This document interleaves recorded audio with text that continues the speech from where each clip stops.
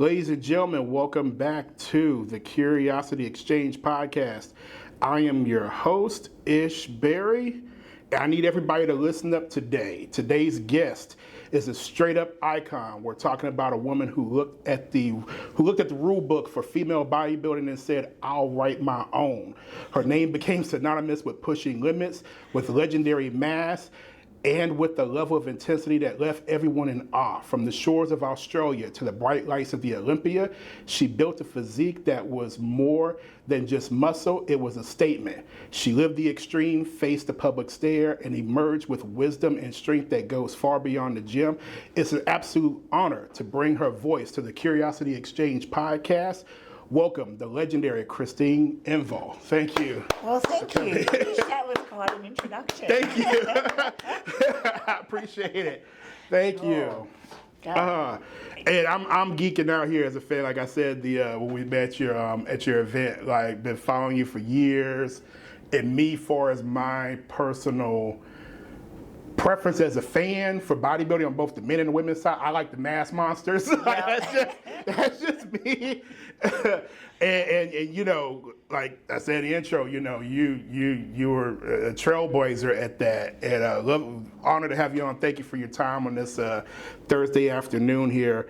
So I guess we get right into it here. Yep. For our listeners who might be new to your story, how would you describe your journey in and out of the sport of bodybuilding in your own words? Oh, gosh, that's a big question. Mm-hmm. First thing, I guess I'll start with that I come from Australia and I started competing in 1991. And back then in Australia and in bodybuilding in general, it wasn't like it is now. Like it is absolutely everywhere. Like it's almost mainstream now. I agree. Yeah, back then, you know, if there was one other woman weight training in the gym, you know, particularly in Australia, then that was a big deal. Okay. So the process of being able to turn professional and walk on that stage with the women of the rest of the world, there wasn't a mechanism in Australia at that time. There was no pro qualifiers or anything like that for women. So I began my journey at a very small competition. I think I was fortunate in that I went to a gym. I lived in an area where the person who actually ran the competitions in that state in Australia, that was their gym. Oh, okay. So you know, first stroke of luck, there was a lot of bodybuilders at the gym. So there was a lot of encouragement and I guess, you know, support from that perspective. So I was, I had the opportunity to learn how to pose and the competitions, and everyone was into it. It wasn't like I was in a place where nobody did it and I was just like, oh, I want to do this thing. So I did have that advantage, but it's kind of well known in Australia back in the day that the people who were overall in charge were very anti-muscle. You know, I don't know if anyone remembers Rachel McLeish, but yes, that's where they thought that women's bodybuilding should have stopped. Gotcha. Okay. So you can imagine, like, where she fits now would probably be figure. If that, because she did. Now you got wellness and. She almost would be aerobics now. So that was where they thought it should have stopped. And I mean, I guess I had kind of been exposed a little bit to the NABBA side of things. So in Australia, and again, this is kind of getting technical into the federations.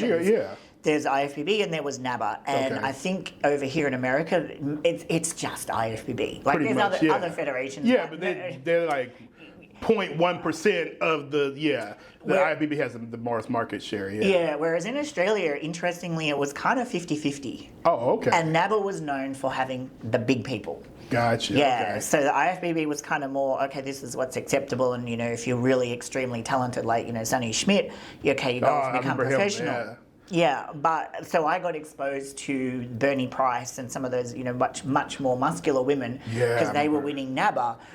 But you got that kind of push of like, they're the horrible ones. But I was like, oh no, I like that. So in my journey there was the influence of both sides. So I got to see both sides, and I must admit, I'm a fan of the mass monster. It's male bodybuilding that got me into it. Oh, okay. Yeah, okay, not female bodybuilding. Gotcha, okay. Well, it was kind of male and female. I've always been fascinated by the physique. Yeah. And it was going to watch a competition where a young guy who trained at our gym, I want to say young guy, we were the same age, and seeing the women that were competing at that competition and kind of understanding like, oh, this is a thing that we can do. Then that's what got us into it. But then like I very, very quickly was like, no, I want the size. Didn't know whether I was going to be able to get it because I didn't start off obviously big. I was actually very small. Okay. I was like, I don't even know what it is in pounds, but I was... I can Google it.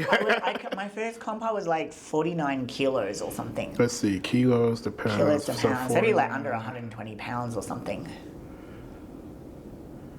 Yeah, 108 pounds. Yeah, so think about that. And then, you know, my later comps, I got up to like 165. Okay. Ripped.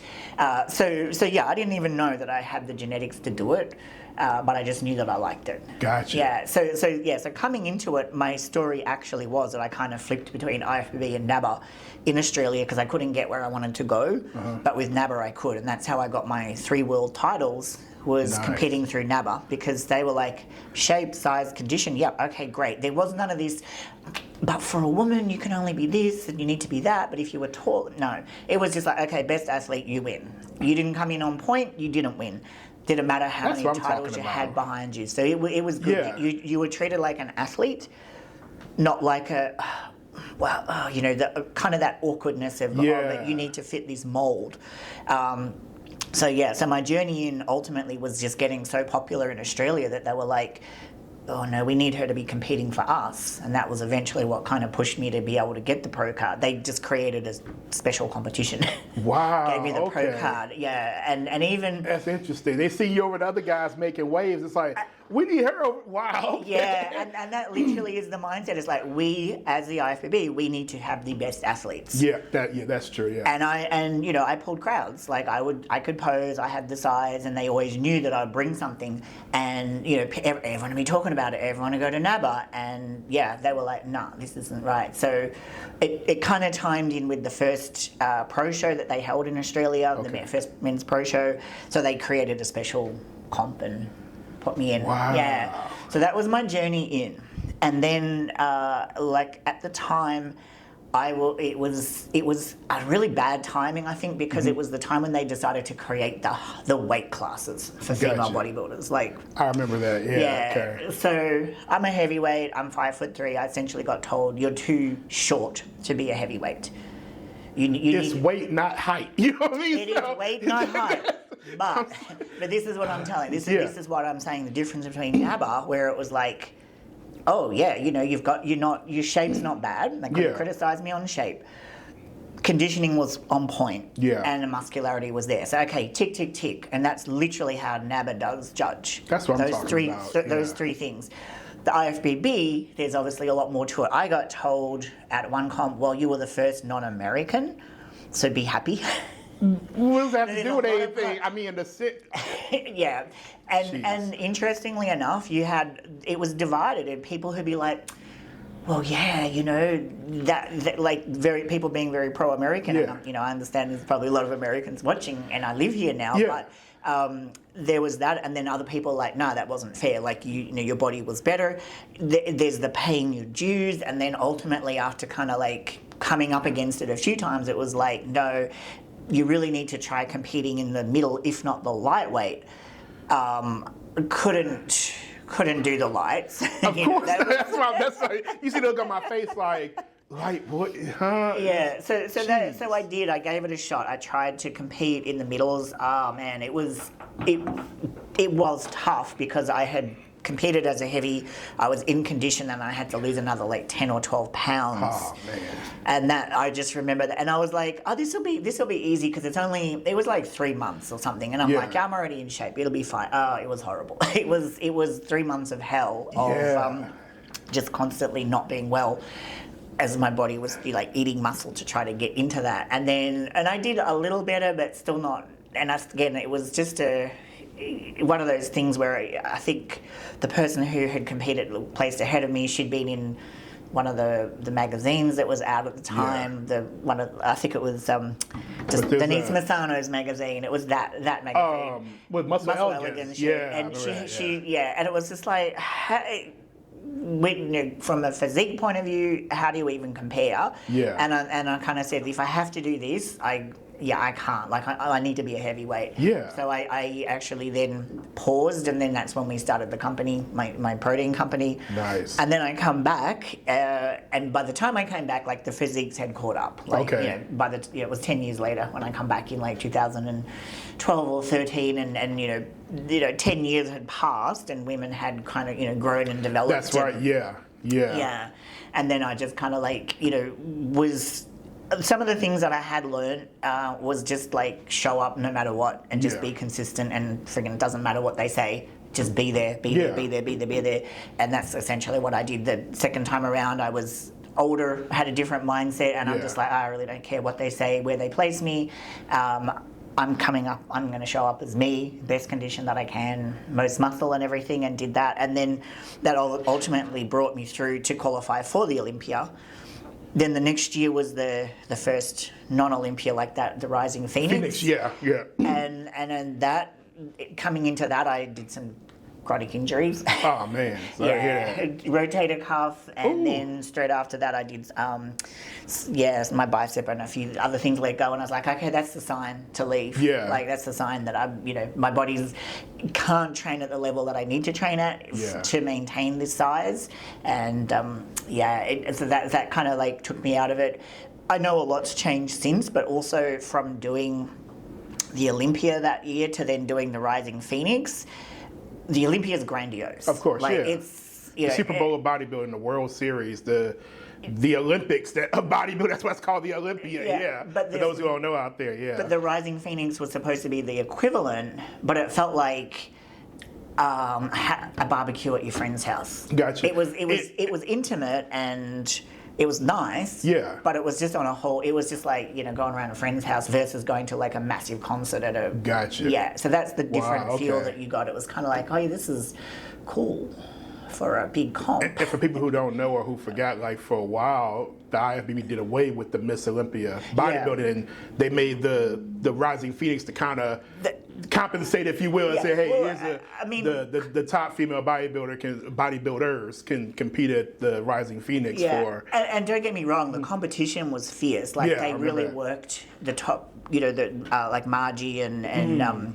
Helly and they really worked them hard. Yeah. And it was a great prize, like, compared to what they'd ever got at the Olympia, having the truck and money and everything like that. So from that perspective, they did a lot for it. But the actual show itself, like, as a competitor to go there, it was just like. And I don't mean to veer off, but I think probably part of it too, because, like I was saying earlier when I was setting up, last year when I went to Vegas, that was actually my first time. So Vegas and Rising Phoenix is in Arizona. Those are two different things. Vegas, you got the glitz and the glamour and the posh and sympathetic, and then it's like, Arizona. You know what I'm saying? And you've got all of the other divisions and the That's expo true and too, all that kind of stuff. The So expo, and some celebrities come through the Olympia sometime, the actors, actresses, and whatnot. But it's just a totally different thing. But but like I say, my journey in was, it was a struggle up front, and I had to just be like, okay, this is what I want to do, and do it, and I enjoyed that. And then kind of coming back, it was more like a just being more like just consistent and regimented in my mindset of not having the ups and downs of, this happened and then I let it affect me in this way. And then the same thing, just like from a peaking process, is like, I'm not going to aim for like the ultimate. I'm just going to go for what I know I can hit consistently, because I don't know if you ever talk too much about peaking, but you can look so much better, or you can totally muff it up and look so much worse. And it's almost like a gamble. I mean, you know what you're doing and you have a plan, but sometimes you kind of miss and you're like, oh gosh, that didn't quite go. And the least little thing could throw everything off. But it was like, okay, I can repeatability, reproducibility, and people talk in this day and age with entrepreneurship, people talk about scalability, reproducibility, all that type of thing. So I was looking for something that, if I need to do 3 shows, I just know, okay, boom, boom, boom, this is going to work. I don't have to be thinking, this, that, and the other. It may not be the best that I can look, but I know it's going to be damn good. Yeah. And I can, back it up and do it a week later or a month later and do that 3-4 times throughout the year, which you needed to do. Because when I come back, it was the point system. That's right. Yeah, you're taking me back. This is what I'm talking about. This is like a roller coaster of old school bodybuilding. I love it. Yeah. Yeah. So they'd gone back to just the one division, but then to qualify there was like points and. Yeah.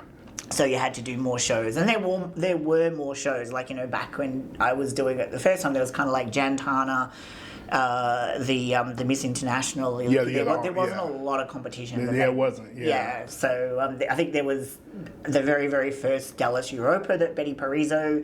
That's right. Held did that show way back in the day, and that. So yeah, but it's.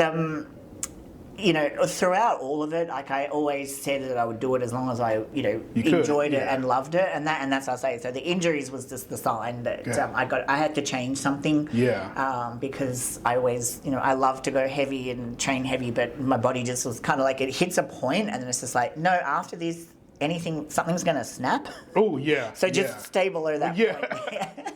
So yeah. No, I totally get that's my in and my out. Okay. Of bodybuilding. So. No. That's dope. Well said. So let's go back to the beginning. What was it like growing up in Australia? Were you an athletic kid? What kind of sports and activity were you into? If you were into anything? Yeah, but believe it or not, I was not a sporty kid. No, same here. I didn't start getting into sports until like. Later, like now I'm a sports nerd. I could talk basketball, football, baseball, whatever. But growing up, like I really didn't care for sports. So I get it. Yeah, it was a small country town, so there wasn't a lot of people. I guess when I say I wasn't into sports, I played netball because every girl played netball. Okay. I swam because there was really nothing else to do in summer. I didn't live near a beach and there was a swimming pool, so we all went to the swimming pool. Gotcha. So, but in all of those things, I didn't really enjoy them. Gotcha. I didn't really enjoy netball. I just did it because that's what you did, and I did like swimming. But I found bodybuilding, I found weight training very young, like 16. Okay. So that kind of was this thing, whereas to me it wasn't athletic, if that makes sense. Because you're not having to throw something or catch a ball, shoot a hoop, do something with accuracy. Yeah. I'm not saying there's not a skill in it, because that's the difference between someone who just goes to the gym and moves the weight around versus that mind-muscle connection. Yeah. And that's where I have a skill in terms of being able to focus and concentrate and push beyond the pain threshold. Because that's all of the things with bodybuilding, when you think about it, where everything's burning and it hurts and it's heavy and you still have to do 3 more reps. Yeah. And just being able to do that. So that's where I found that I actually did have a skill in that focus and just ability to work, and ability to do things. Like I always assumed that everyone was training the same way that I was, and then you find out that they didn't. Yeah, especially for women back then. And again, that was part of the whole. I guess people trying to hold me back, even saying things like, "But you train like a man." And I'm just, this is naive me in my 20s. I'm so confused because I'm like, I'm a woman. How can I train like a man? Like anything I do, I'm a woman. Yeah. So I don't even understand what you're saying to me right now. And as I'm older, I guess I kind of get what they're saying. But that's just how I approach everything. Is kind of like, I can work. 120% I the can max. work. Yeah. So growing up, like I say, I was more book smart, not super physical, but the weight training, it just gelled with me. Nice. Just gelled. And I liked the fact that I could control my body shape, because again, that's the aerobics era. Okay.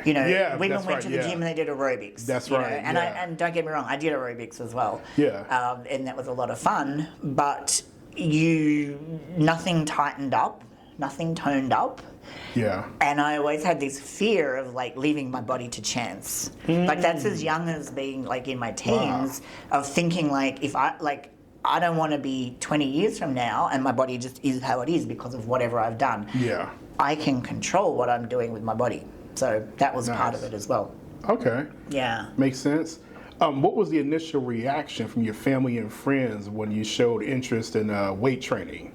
Okay, it was mixed. So my dad is super supportive. Always Great. been like, I think anything that I did, he was going to be proud of me. So that was, not a thing. I remember him coming to one of my early competitions, and I guess women. It's always been a lot of older women that compete, and then and my dad. Like, he's like, oh my God, you're so beautiful, and they're all just like old boilers, and I'm just like, oh my God, Dad. Oh no, like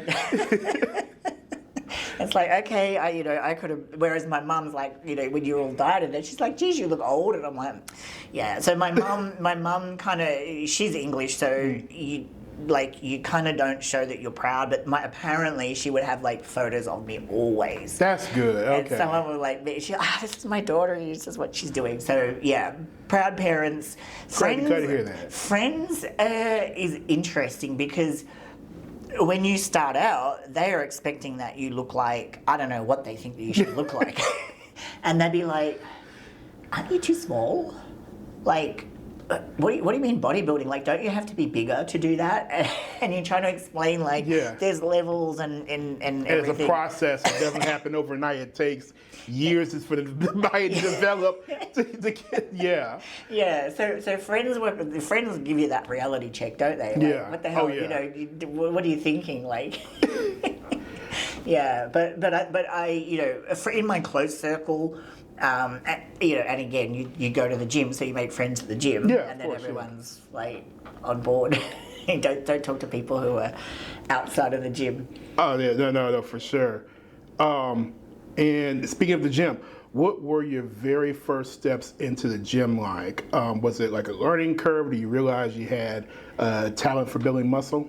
Yeah. So the how I got into the gym is kind of interesting. So a little bit of background, and I know that. Again, back in the day when I was competing, a lot of women who got into bodybuilding had eating disorders. Okay. Right? Yeah, I can remember hearing about that, yeah. Yeah, so I did have an eating disorder as, like when I was like 13, 14, around that age. Okay. Interestingly, at that age, I got exposed to weight training in physical ed, PE at school, and I refused to do it. Wow.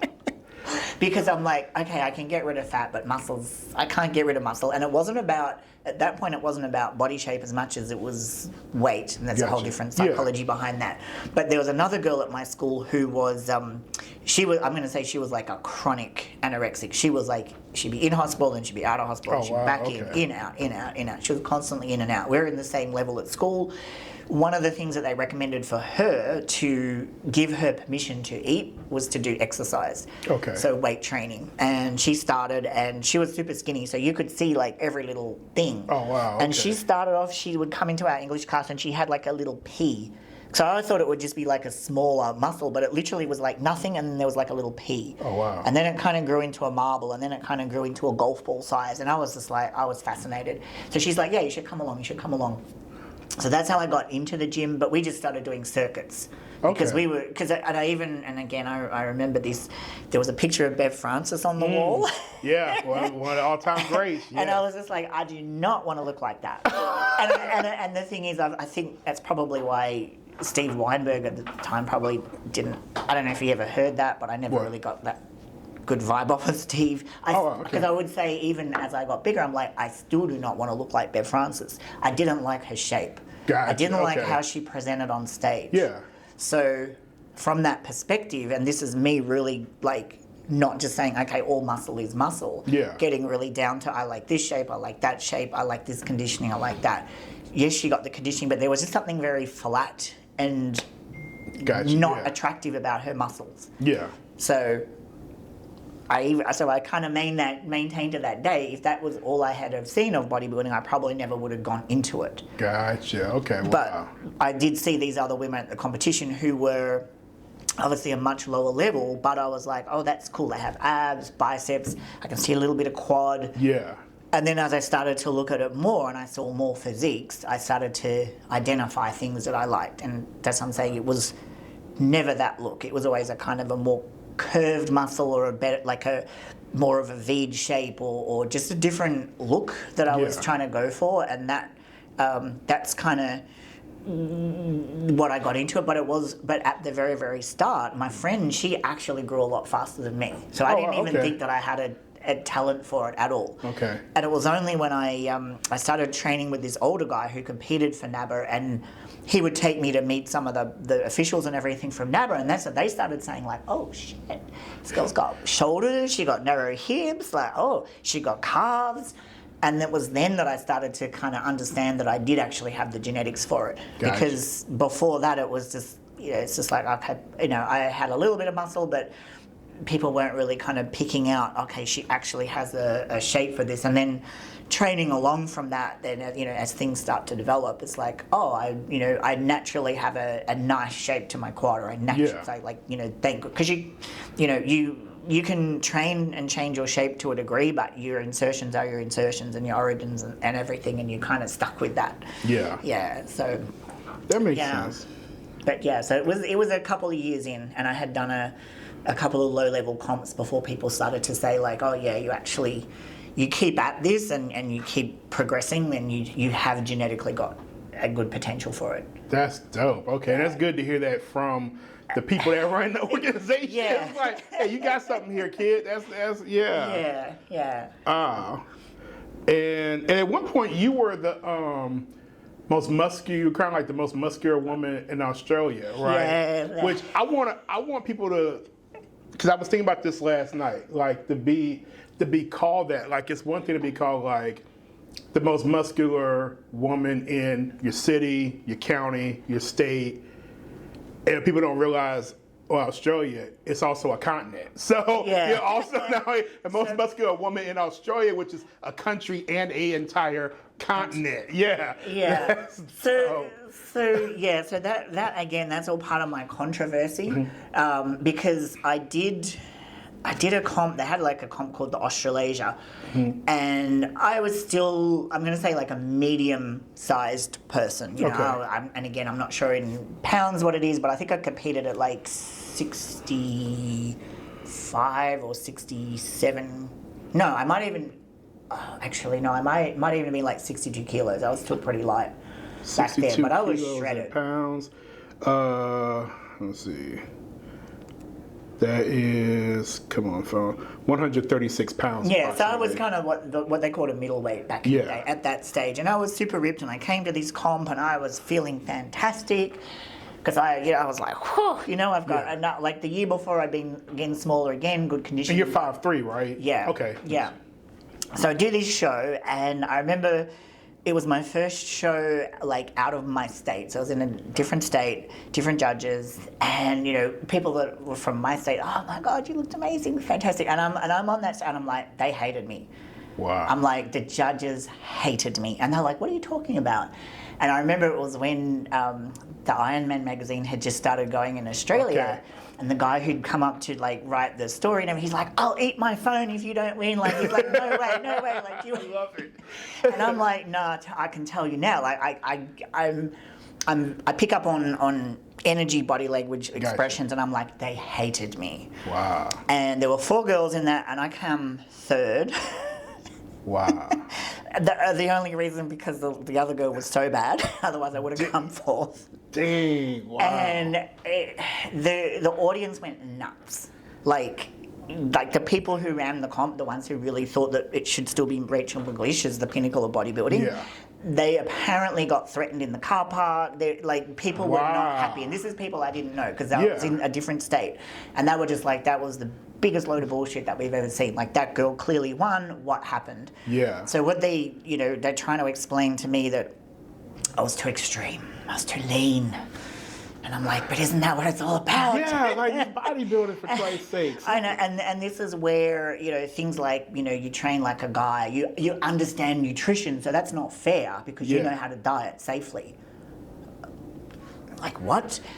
Crazy stuff like that they were saying. But I was like, okay, I take that on board. I was too lean. So I will come in a little softer for the next competition, which was the nationals. Okay. But when you come in softer and you train and you grow and everything, I suddenly competed at 72 kilos. Wow. So I went from like 62 to 72 in that space because I wasn't as dry and lean dieted and... So 158 pounds. Yeah, so I went from like 135, 158. So I turn up at this next comp, I'm like, okay, I'm softer. It was the biggest show that they had. Like, so there was a lot of women in that show. And again, we're on stage, and from the audience's point of view, it was very clear that I was the winner. Yeah. But they didn't want to have a repeat of what had happened the time before by putting me in a dodgy placing. Yeah. So they actually come out at the night show and they go, there's one person who, like, you know, kind of sticks out. We're actually taking their name off of the judging scorecard. We're not even judging this person now. Oh, okay, that's weird. But we're going to give her this title of Australia's most muscular woman. Because we can't have her being Miss Australia and being like that, because we don't want to make this example that that's how you need to look to compete, but we're going to acknowledge that she put in work and something special. Okay. Yeah, because I think they knew if they had to put me in any placing was going to be bad for them, because people she did what you said, she come in softer. So it was kind of like I played the game. Yeah, it's like, what more do you want from her? Yeah. Yeah, because you know that she's following she's checking all the boxes that you're telling her to do to improve on the next show and doing it, and you're still kind of screwing her over. So, so they kind of made that to kind of save themselves. Yeah. From a bad result, because as I said, there were people back in Australia was still talking about that for a long time, because they'd never, that was kind of the most extreme example of some of the just the stupid stuff that they did to try to hold it down to where they wanted it to be and that. So it was a very interesting time, and I always say to people, probably if it hadn't have been for that, I wouldn't have got the notoriety that I had. If they had just let me win. Yeah. It would have been, people would have just, oh yeah, she won, blah, whatever, gone on. But because they created the controversy, and it gave me that notoriety and that leverage, and people knew my name. So I was like, okay, thank you. I'm the, so it turned out to be an awesome thing. Yeah. Got me thinking about all this time later, and we're still talking about it. You're still in the history books as the most muscular woman in Australia. So, on the entire continent. Yeah, but like I say, the thing from that was, it was kind of there was a block there. Okay, but we're not going to give you a pro card.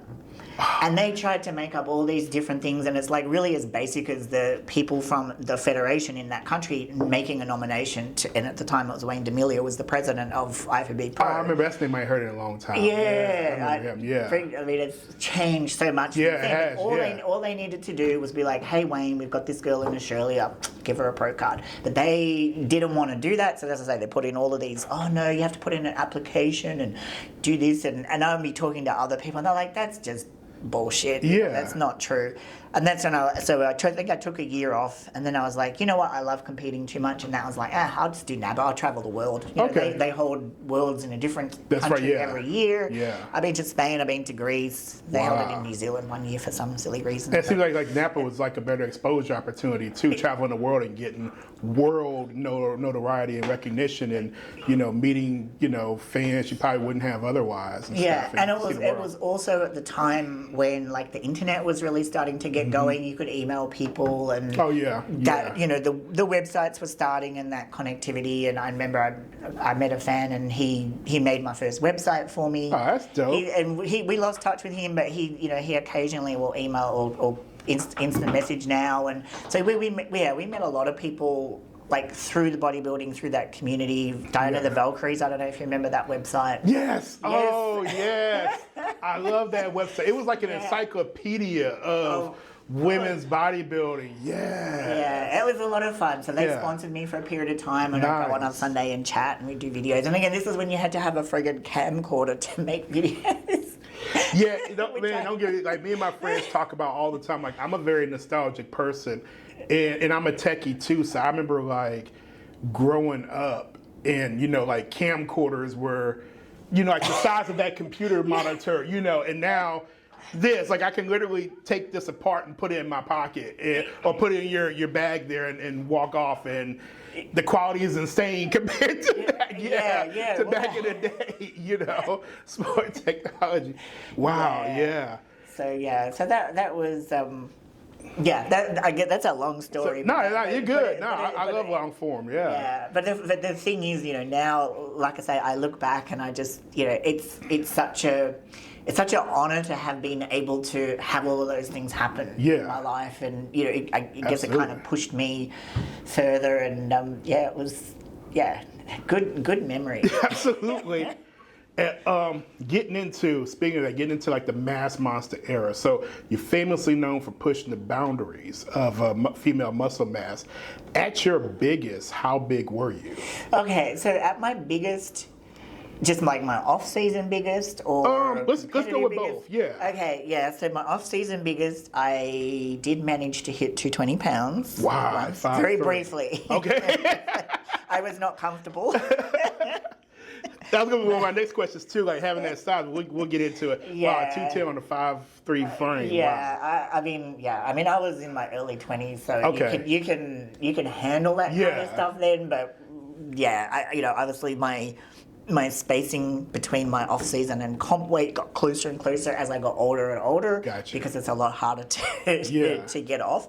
Then it's interesting because my heaviest that I ever was literally my last show. Oh, okay. And I look at that, and I look at the density because of age, age adding density, and just the thickness and everything of the muscle was probably like the thickest, densest, and everything. Wow. But what I did find in my late 30s, that my shape, your shape does start to change. Yeah. Legs flatten out a little bit, waist doesn't come in as much. So some of my earlier comps, I felt like it was a rounder kind of a look, because all your hormones are different when you are younger. So of course. So it's kind of like you can present a totally different look with the same kind of body weight, or even a lighter body weight.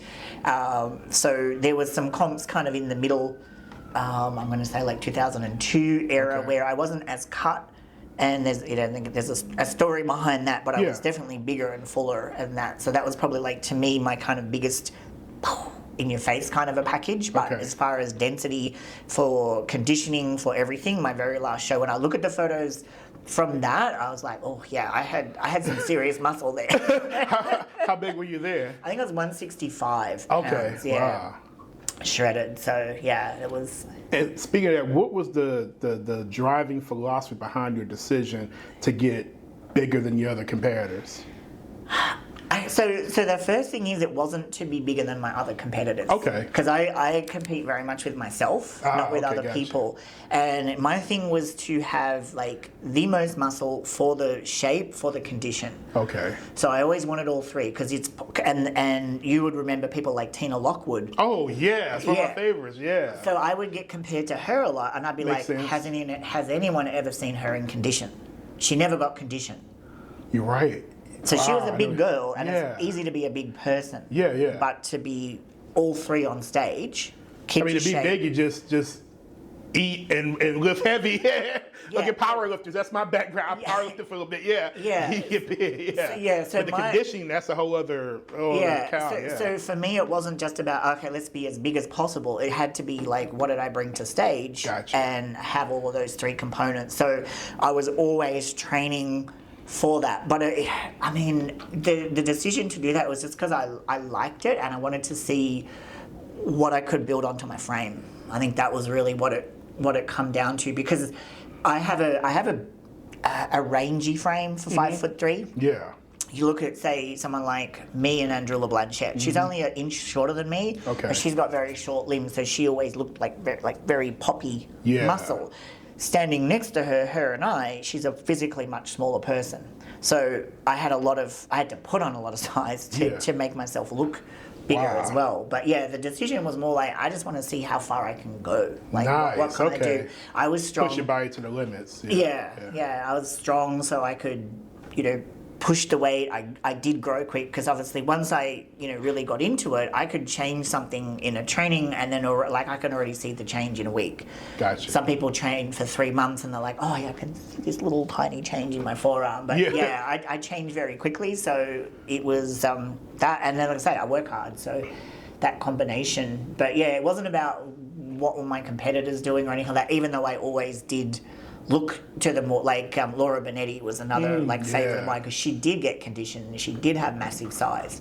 So her, I would kind of look at, like, what is she doing to peak? Like, what is she doing to get that dry, and how is she doing all of that stuff? So I had, different people that I looked to for different things, but it wasn't like to particularly be bigger than a particular person or anything. It was more just like, what can I do on my frame?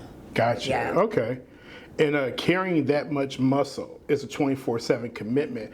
What was it like physically? So when I had the bigger off seasons, it was definitely tougher, because I would hit a point where I'd be like, I don't, like, I'm starting to feel a little breathless. I would always keep cardio in, because the fitter you are, the better you can train. Yeah. And if you can't train well, then you can't progress. Yeah. So I would hit kind of points where I'm like, this is about the limit where I want to be, and then I'd just kind of start to pull back from there. But as far as like carrying it around, you don't really notice it so much. Like when it's within that that confine, and not up at the 220 pound, that I would I tended to sit at about 85 kilos, whatever that is in pounds. I kind of would sit there most of my off seasons as I got more mature. 187 pounds. 187, So let's say 187, 109. So that was comfortable. Okay. Like, I could still do whatever I wanted to do, and like you didn't really feel it so much, because as they say, muscle's kind of active, so it doesn't feel weighty. It would, like I say, it would only be when I'd be like, okay, bend down the time. I gotta stop. I gotta stop eating right now. It's funny you mentioned that, because I remember watching an interview from. It was like after Jay Cutler retired, and he got real big in the off season, and one of the guys, whoever interview he was on, they asked him, was like, well, why did you retire, especially so early? Because I think he didn't, he's like what, 3 or 4 times Mr. Olympia compared to like Phil Heath, and he was like, getting that huge was just uncomfortable for me. He mentioned the things like, he's like, you don't understand, like being, I think he said like 340 and trying to tie your shoe. And he's a dog lover, so playing with his dogs and stuff is like, he throws balls like, he's like, he did his thing and then, get out. So. Yeah, but that's why I like to say, as I got older, I did keep my weights, my comp weight and my off-season weight much closer together. Yeah, makes sense. And as a woman, I found that, like, when you're got a lot of muscle, it only takes a very thin layer of body fat before everything smooths out, and you just look like a big fat lady. And gotcha. Yeah. And as a woman, or maybe just me, I'm a little bit precious about how I look. Of course, yeah. So I would want to kind of keep it so that I still looked the embodiment of what I was doing. As I said, when I was younger, my face would blow up. Everything would smooth out, and that was also the time for really putting on the solid gains. Gotcha. Taking advantage of that period in my early 20s, when it's just like, eat more, train harder, grow more. Like it just happens like that, and then you kind of hit 30 and you don't grow as much. You just put on body fat, and it's like, oh, hang on, I need to be a little bit more careful about this. So I think that's also part of how I got so big. I started young, and I was able to take advantage. You're in your teens, teens and into my 20s and early 20s, because you're still, growing through that period. My body's just like, just like soaking everything up. So I could carry the big heavy off season, and I just drop it again.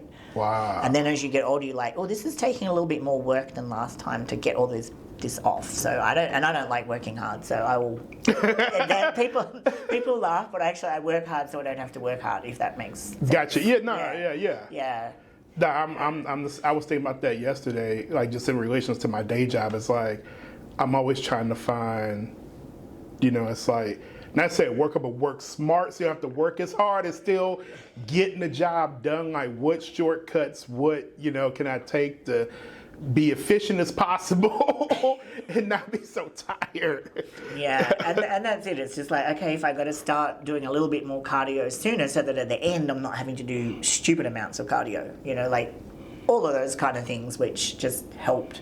But yeah, keeping them closer together, and now this is me. I don't go up, I don't go down. It just is, and that is like the ultimate to me, because it's not like a phase or a cyclic thing. It's just like, so I wake up in the morning and It's what I do. So Gotcha. yeah. And I want to ask you about the Olympia. So like we said earlier, the pinnacle for any bodybuilder is the Olympia.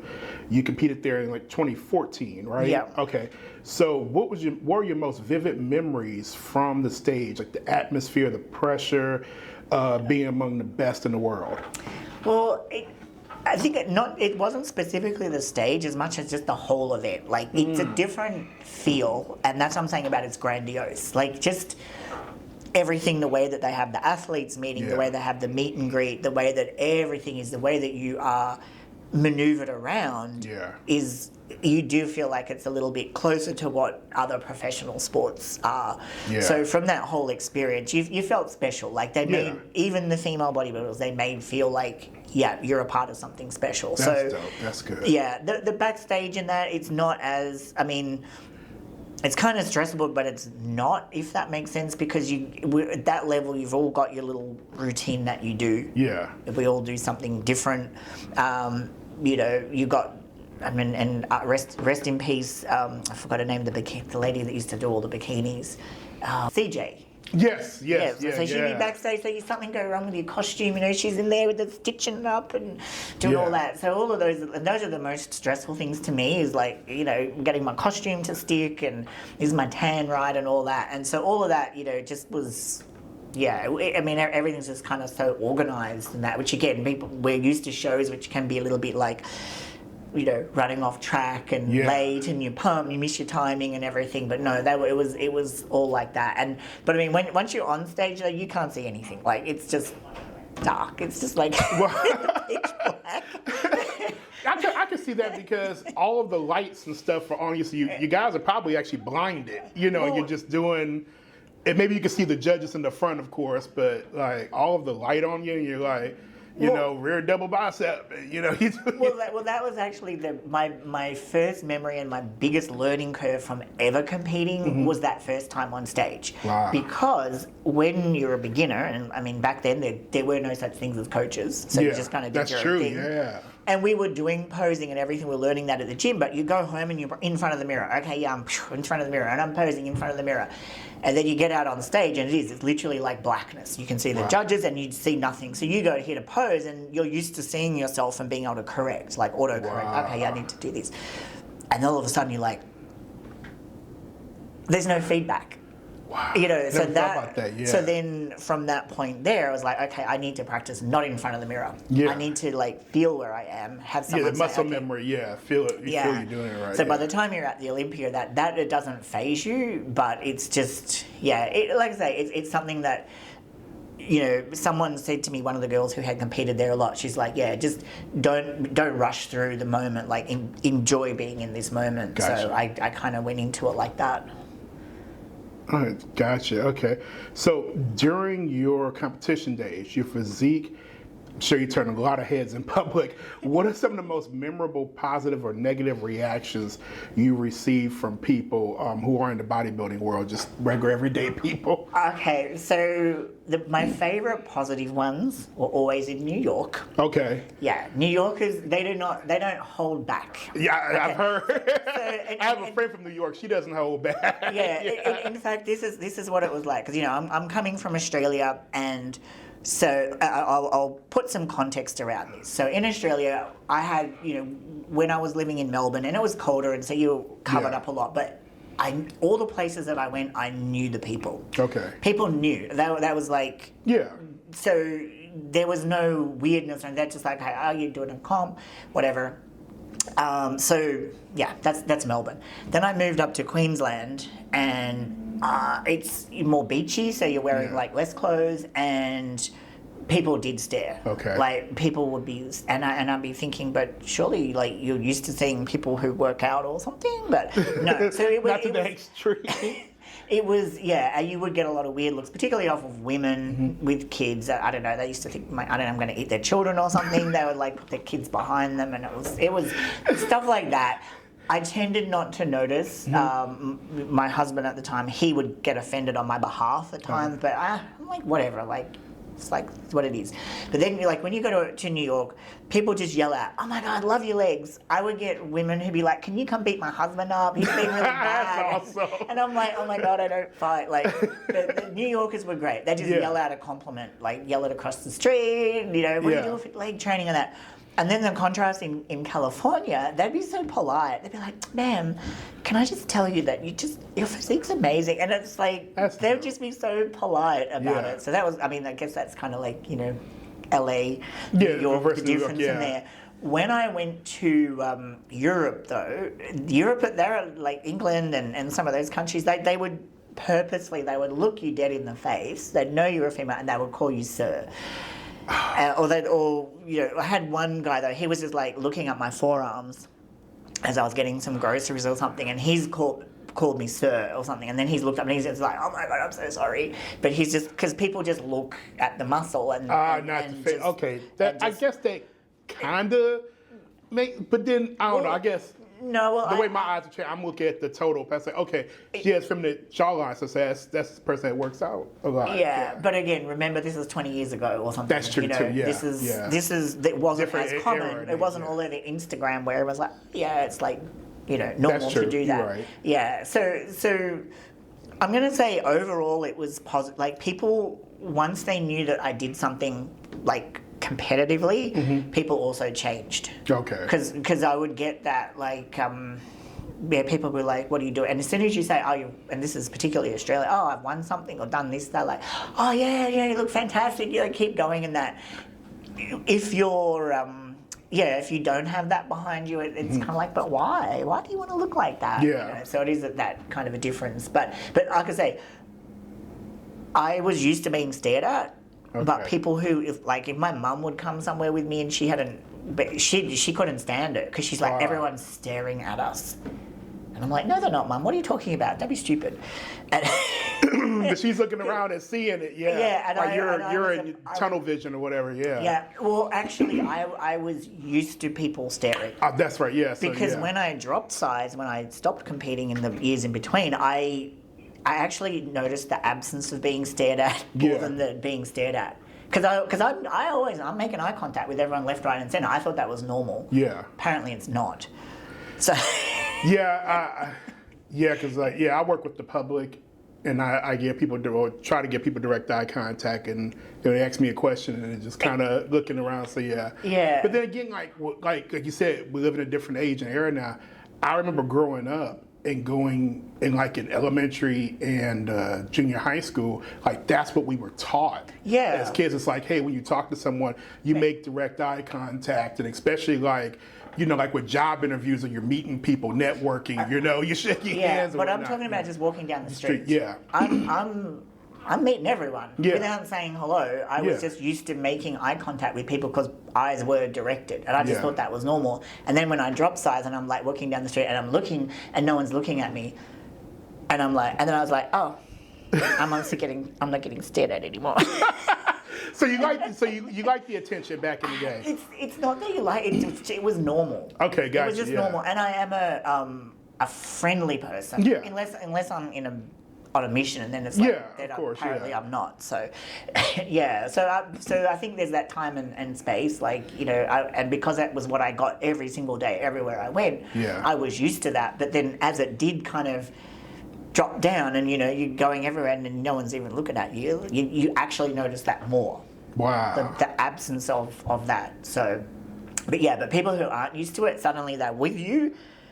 And my mom, she's just like, I can't let you go without talking about your film, The Growth Experiment. Oh. I told you when we met I was going to throw it in there.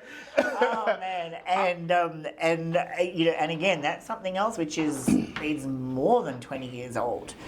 Yeah. And still talked about. And especially this day and age, with the superhero movies and stuff, and She-Hulk, and it's like if someone does, research or something like that.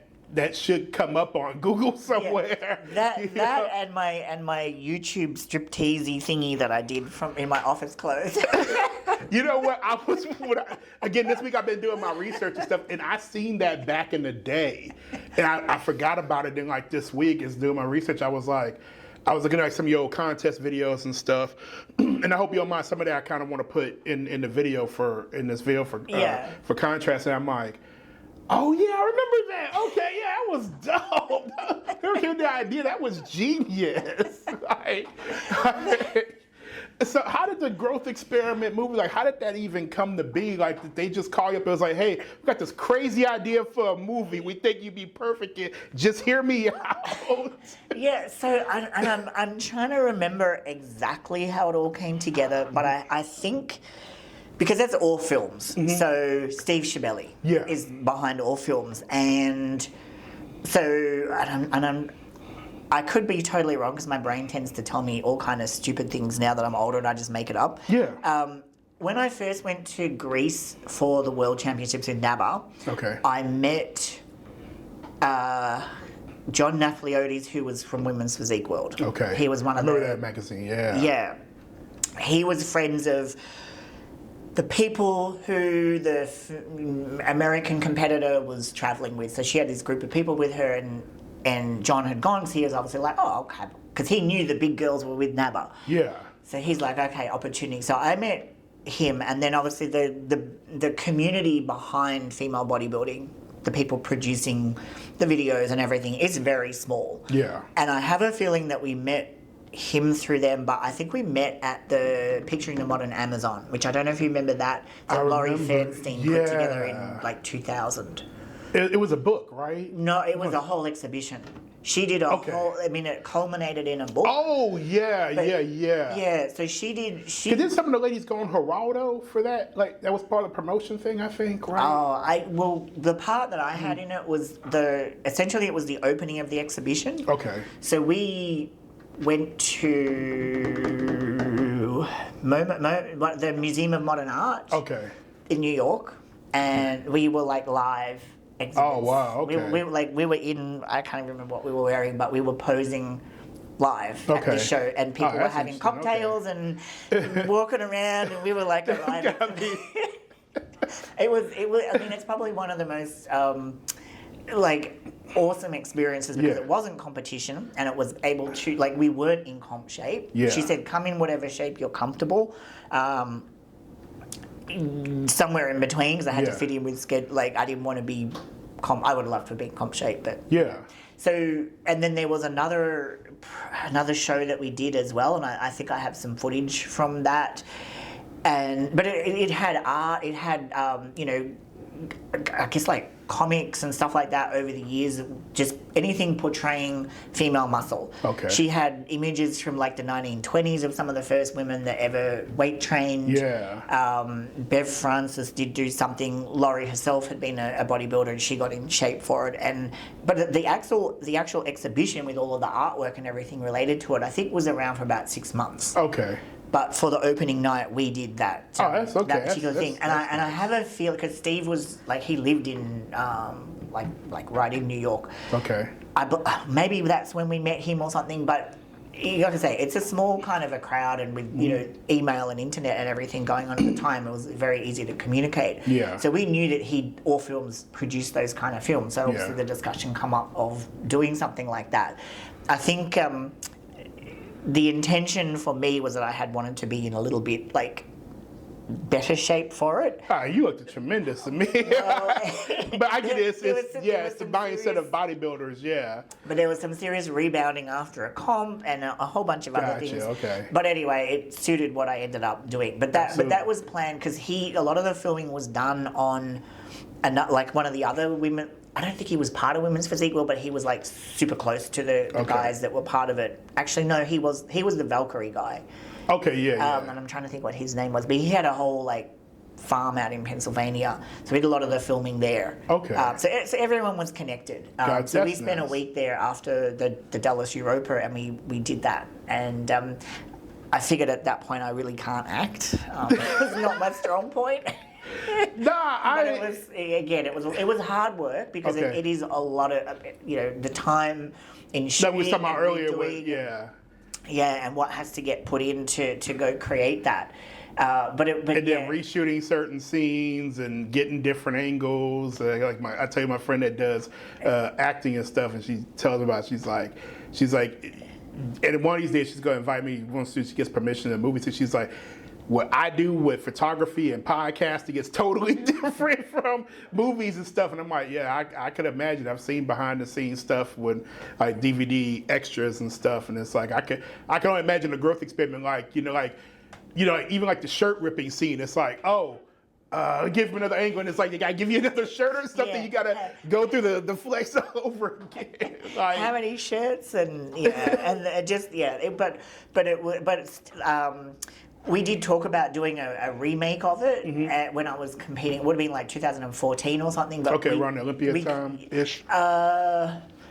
Maybe it was the year before, but it was after the Florida show. We were trying to do something, but it was not good timing, so we never actually managed to get that together again. Okay. But Steve and I had talked about, doing another version of that, because, there is even though I'm horrible at acting, there's a part of me that thinks that it was a lot of fun. As long as you had fun, that's the beautiful thing about it. Because like my same friend, I keep bringing up, like, she wants to do her own movie, and I'm not an actor by any means, but I consider myself a funny guy.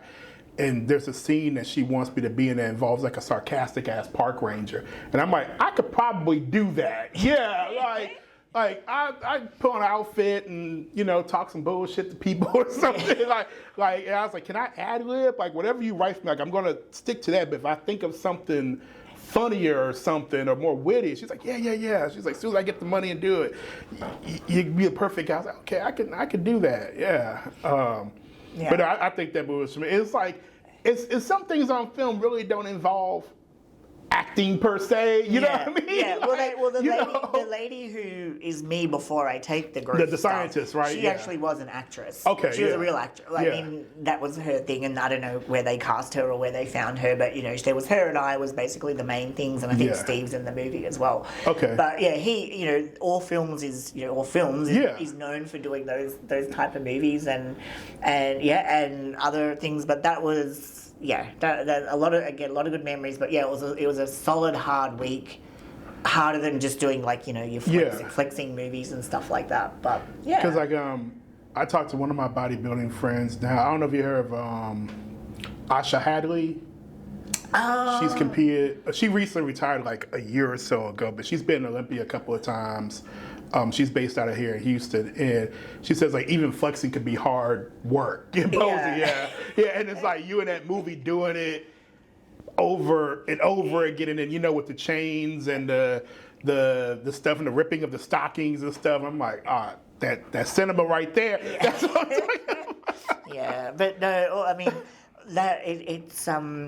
it's Steve not just doing the films, he actually a really good photographer as well. Because one of my favorite shoots was after the Toronto Pro, and I think it actually is even I changed it now. For a very long time, it was my Facebook picture, one of the photos that he had done there, and just everything come together on the time for that particular photo shoot. But it's the people that were around at the time, and I think still around now, because as I said, I know they kind of re-released it because I had to re-sign all of the paperwork and everything to let that out again. But nice.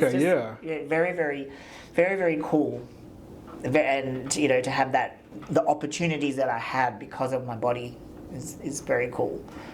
No, absolutely. And we're about to wrap up here, and let's see, fun question here. So what would you say would be your Mount Rushmore male and female bodybuilders?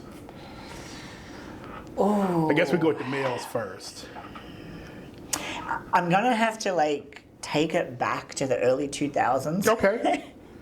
And I think I'm with you guys. That's what the mass monster thing was.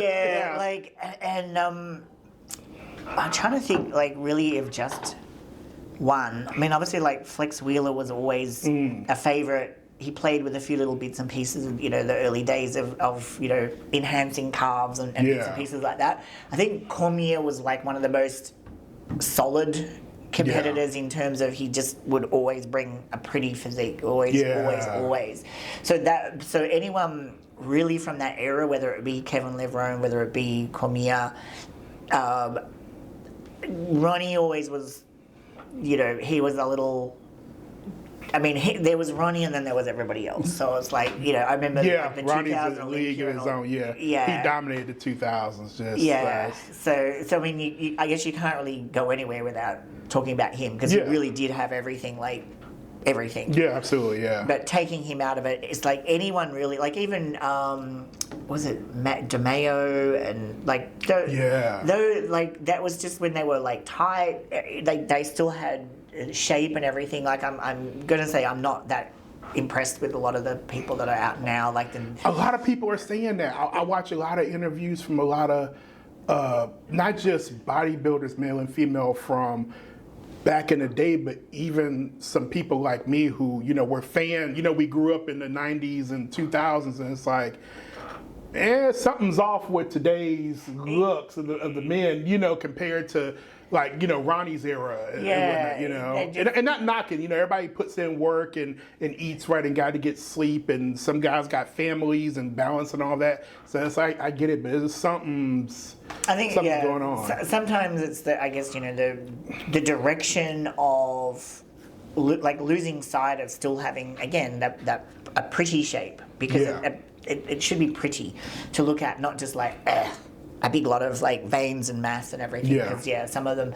Whereas on the women's side of things, I've got to say that Andrea, and then the girl that comes second to her, I forget her name, Ashley Jones. This year's Olympia, right? So I mean, like because on the women's side, it's like it keeps evolving. But they've got some really pretty physiques, and it's hard to. She doesn't have the condition that, someone like Kim Chevetsky had, but she's different shape. And I just think like women over the years have generally kind of, I guess, brought more consistency of there being a standout look over the period of time. It hasn't kind of like nosedived downhill. And whereas the men, I'm going to say, is like, it's kind of, no, whereas, the women continue to each era have a good, I mean, like, Margie at her peak, friggin' phenomenal, like, the leg shape, back shape, just everything, the quads, so each era has had a, that's a good point. And going back to like this year's Olympia, I know Ashley just competed in a contest last weekend. I forgot where, but I was, I follow her on social media, on Instagram, and I'm looking. And I'm like, wow, like next year's Olympia, she not taking anything away from Andrea, but she might dethrone Andrea. If everything, if all of the stars are aligned, so to speak. I'm like, and I know it's way early to tell, but I'm like, wow. And like I remember like watching the stuff with this year's Olympia, like to me, Ashley gave Andrea a run for her money. Well, a friend of mine actually lined up all the poses. And, Ashley is more muscular and has an overall better shape. I agree. Once she brings that conditioning a little bit. And then you have the other thing of, is she too short? So she looks, I mean... she is short. Okay, I haven't met her in person, but looking at stuff on social media, and I'm the kind of person where I'll see someone on social media and I always think that they're taller 90% of the time than they really are in person. Then if I meet them in person or I see like a picture, they stand next to them, I was like, oh, that person's short, So it'll be interesting, and I think it will continue to be a good battle between those two if they continue to bring what they bring. So absolutely. But I think from that perspective, it's like just the women are getting like the size, because you cannot deny that either of them has a lot of size. Absolutely, yeah. But they're still managing to do it in a way which is very pretty. Whereas, like say, the guys have kind of like, it's almost like they've chased the size and forgotten everything else. So if they could bring that back, because I'm sure they can. Yeah, and it's, going back real quick to like what you said about judging. If the judges are awarding first place to a particular guy who doesn't have, the conditioning, then all the other guys are like, well, hey, I got to get like him to be at least in the top 3, top 5. You know what I mean? So I'm going to chase that size and walk around here, and that's 340 pounds and just, But that's the thing that I would always say to anyone who's competing, though, is like, do your best you. Like, because that was the, when I came back from my retirement, people were saying to me, "Oh, you're coming in too dry. You're coming in too lean." Because my first year back in, it was like not the greatest. Like, I was still coming back in and I was working my way back up. I was like, okay, that's nice, thank you, and just come in how I want to come in. Because eventually, it's like I have to be happy coming in, and I think chasing someone else's thing or because the judges will just say whatever, like. And that's the crazy part about it. They literally will just say whatever. Yeah. It doesn't always make sense that it's like, was it even me that you were talking about? Yeah. So chasing that, it's just like, no, just bring your best look. And that would be my advice to anybody is like, don't try to chase somebody else's look. It's like, what is your best look? And it needs to be the best condition for the best size, for the best shape. Those three things, and you can't go wrong. Even if it takes a while, you will float to the top from that. Agree. And that's a great way to end it. I love it. Thank you so much for joining me today. And how can people find you on social media, get in contact with you? So I am mostly Instagram, Envall. That's my initial and my name.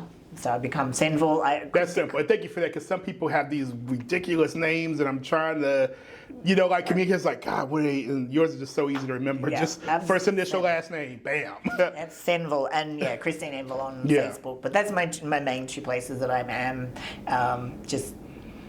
Trying to move to what's after bodybuilding and get people more into mobility and general, like other types of fitness, because bodybuilding is one component of what you need to do for fitness, but for longevity, there's a whole heap of other stuff you need to do. And speaking of that, when you have time, I'd love to have you back to talk about that, to dive deeper into that, and to talk about your businesses and whatnot. Yeah. And I didn't even realize until last time I was doing my notes that you're a certified nutritionist, right? Yes. Okay. Yeah. I have a food science and nutrition. Yeah, food science and stuff. Yeah. I was like, oh wow. I was like, oh my God, like an hour. We'll be courteous of our time, so I'm gonna have to make a part 2 or something. Yeah. Well, that's what I was saying. Like when I was competing and I was studying at the time, and that's what they said. It's unfair because you know about nutrition, and I'm like, what? And I hate to go off on a tangent. I know it's like a this, but that's like in any other sport. It's usually like whoever is like, let's just say basketball. I remember hearing stories about Kobe Bryant. He was always the first one to come into practice and the last one to leave, which made him, God rest his soul, but one of the greats. Yeah. Same thing with Jordan. So it's like, and like even now with LeBron spends a ton of money on the best trainers to keep it, especially since he's an older guy playing basketball at a competitive level. So it's like, you're not cheating or anything. It's like you're going to school for nutrition. Like, hey, as I'm learning this stuff, let me apply it to me to win shows. What's wrong with that? I have to say it with bodybuilding, like not like in Australia, the natural federations got really, really huge, and they literally broke up so many categories so that nobody didn't walk away with the trophy. Wow! Like it was that. How do we get people coming back for more? We'll just make everyone. But then some people are dissatisfied because it's like, but it doesn't mean anything. And then the other people who are never going to get anything, oh, this is amazing. I love this. And they so it once it got so much about money, and I'm not talking about for the competitors. I'm talking about for the promoters and stuff, the people who make the money off of the sport. It kind of diverted it. And then the same thing with Mannion taking over. It's like you look at all the divisions. On the one side, it's like, okay, well, it's recognizing that there are all these different types of body types. Absolutely. And there's a place for everybody. I'm fine with that. Yeah.